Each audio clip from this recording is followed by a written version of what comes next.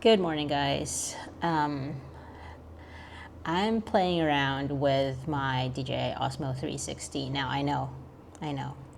I said before that I wasn't going to buy it.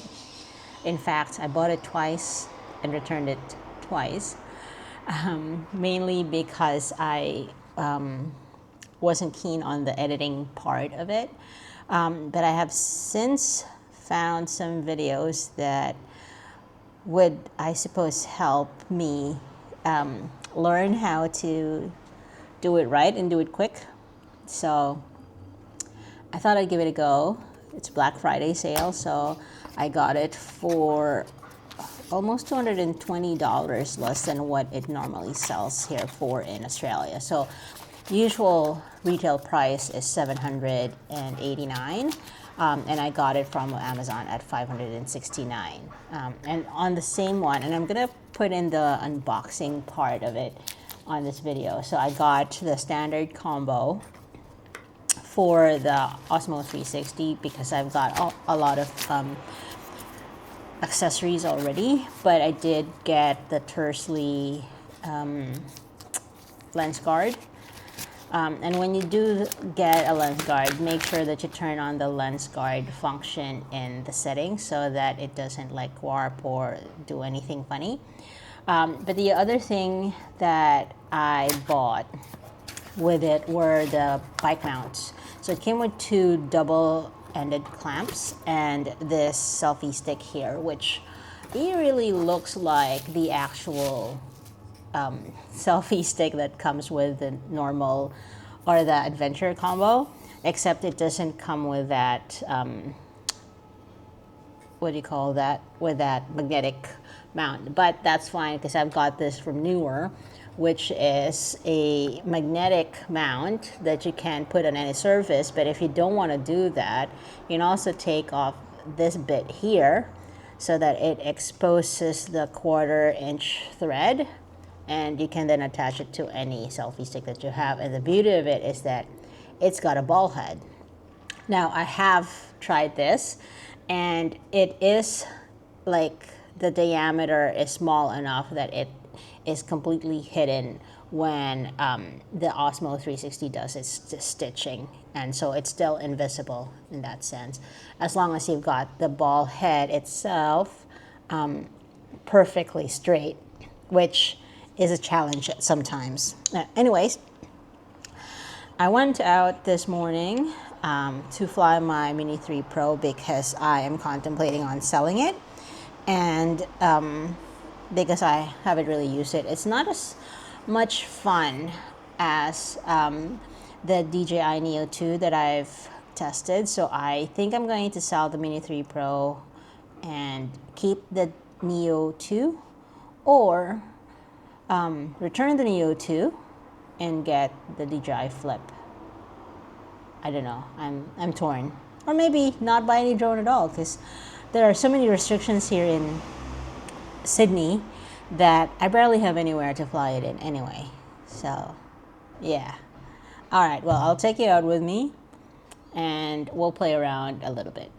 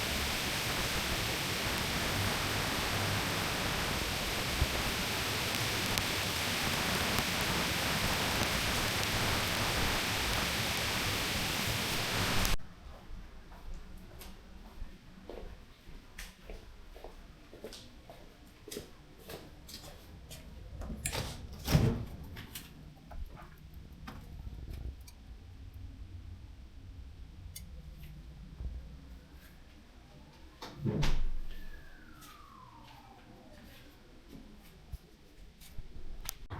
right, how are you guys? So I've purposely didn't add a microphone today because I wanted to test out the internal mic of um, this Osmo Action. Oh, sorry. Oh, there's so many different types of DJI that I'm getting confused. But yeah, the Osmo 360 is what we're using right now. At the back of me here is the Crown Casino. On my right is the Star Casino, and above or in front of me is the Sydney Tower. So I wanted to capture some of the ambient noise. It is 6:30 in the morning, so I'm trying to do it early in the morning just so I don't disrupt other people who's using this park.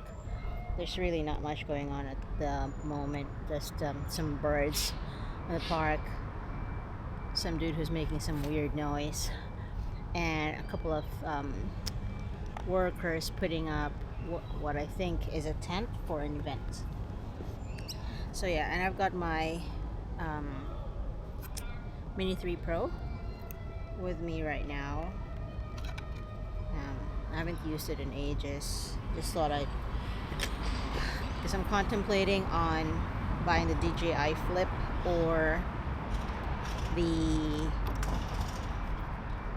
Neo 2, which I've already tested and know I really like, but I'm eyeing and ahhing about the image quality and the camera and the sensor of it. But honestly, the image quality isn't bad, so I don't know why I'm ahhing and eyeing about that one. It's pretty good, a pretty good drone for what it is and for what I do or how I use it. I don't really need the DJI 5 Pro. I haven't even really used my 3 Pro. Anyways, let's get this on the sky. If it bothers to actually boot up, because it takes a while now for it to turn on, which is a bummer. But yeah, just gonna put this down. Might use that as my landing gear later. Okay, here we go. 12 satellites. Take off with caution, it said.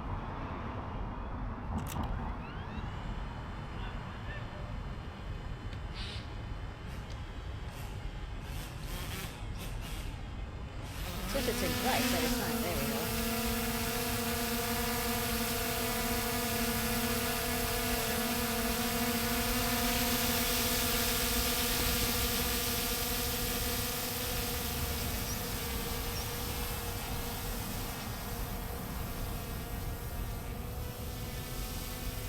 So it's showing the tower eye at the moment.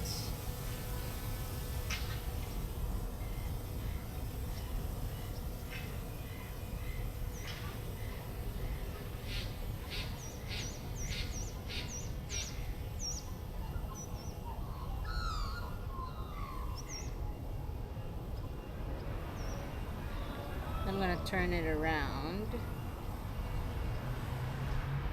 so that it shows the other areas of the city.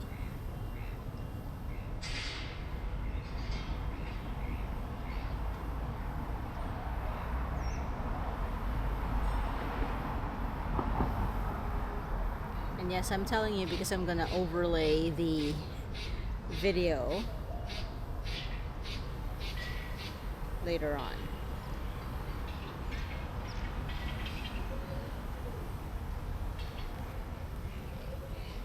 What I'm going to do is I'm going to bring it back down so that it can start doing some of the master shots.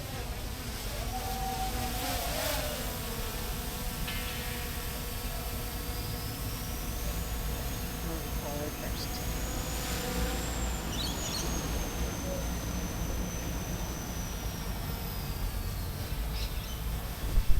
So as you can see in my test, when it was trying to track the the drone, it actually lost tracking, but I don't fault the product for that because, I mean, it is hard to track when your subject becomes sort of like the size of a speck of dust, right?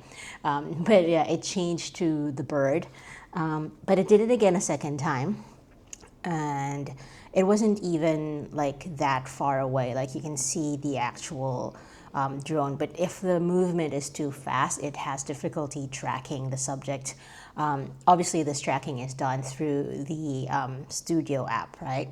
The other thing that I've noticed is that I don't actually know if it is the fault of the third-party lens protector. It comes from the brand Tersley, but there was quite a bit of warping when I was on the ferry to Manly.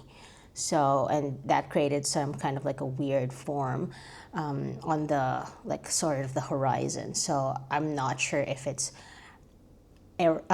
user error or if it's the Tersley lens protectors. So what I've done is actually order the DJI branded lens protector, see how that's gonna work, but also test it out further with maybe a different way of holding the actual camera, just because with any 360 camera, the stitching is usually like where the issue is.